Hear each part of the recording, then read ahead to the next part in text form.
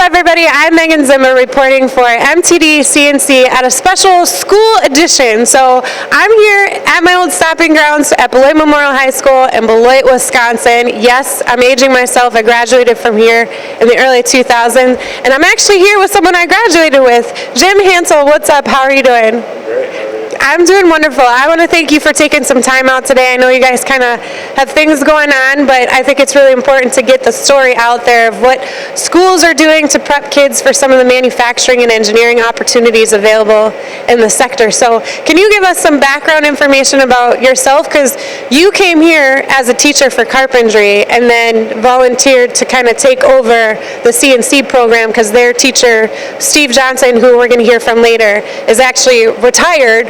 Like came out of retirement, I think, a couple of times. So why did you decide to come and teach? Because you had your own carpentry business for a while. I worked at a cabinet shop for 15 years, and then I went out on my own. I realized how hard work is, like trying to do it yourself. It's just extremely, and I did some work for Steve. And that's how I actually met Steve. So we got to talking and he introduced me to the school carpentry shop. Okay. So I took that opportunity and then we had nobody to replace him in CNC. So we came up with a plan together that I will come over here, take over CNC, and Steve will kind of train me and get me up to par. Gotcha. So did you know what CNC machining was before that plan came into play? Yes, I had, in woodworking we have like CNC routers. Gotcha, okay. So a lot of it transferred right into this.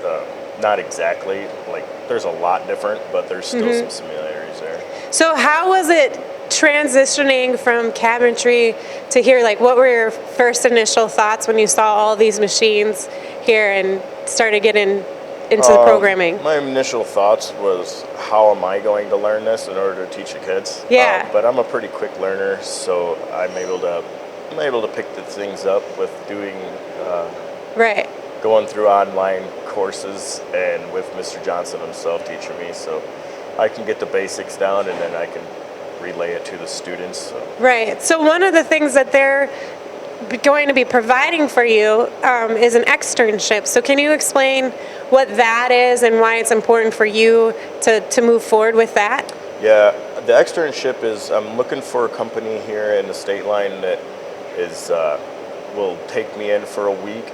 Okay. And I'll be working with them. I want to work at like every area of the machining, facility.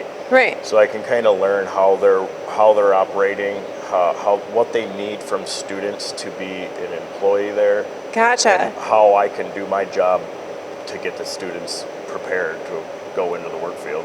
How is the relationship from your perspective between the high school and some of the local manufacturers here? The local manufacturers are great. They want to get involved with us. I think the biggest drawback is just having some kind of blueprint to work off of on how we're going to how we're going to combine the outside workforce with what we're teaching in here. Right, because it's a little bit different from what's actually going on in industry and what you guys are able to teach the students here. So my final question for you then is, if you had one ask for local community leaders and members or local manufacturers, what would that ask be for them? I would ask them to come out, send some professionals out, and maybe on a monthly basis or a term type basis to just educate the students from a manufacturing standpoint, from like an actual employer standpoint.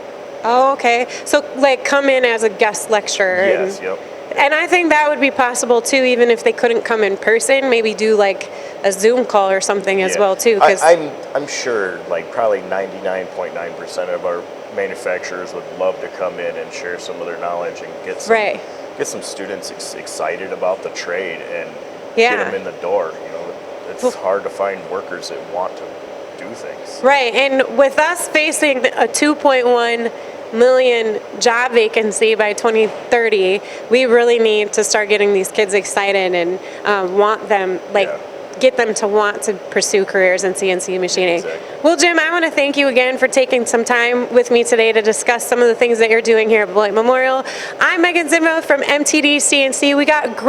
We got some more interviews coming up with some other teachers and students from Beloit Memorial, so tune in for that. Have a good one, all.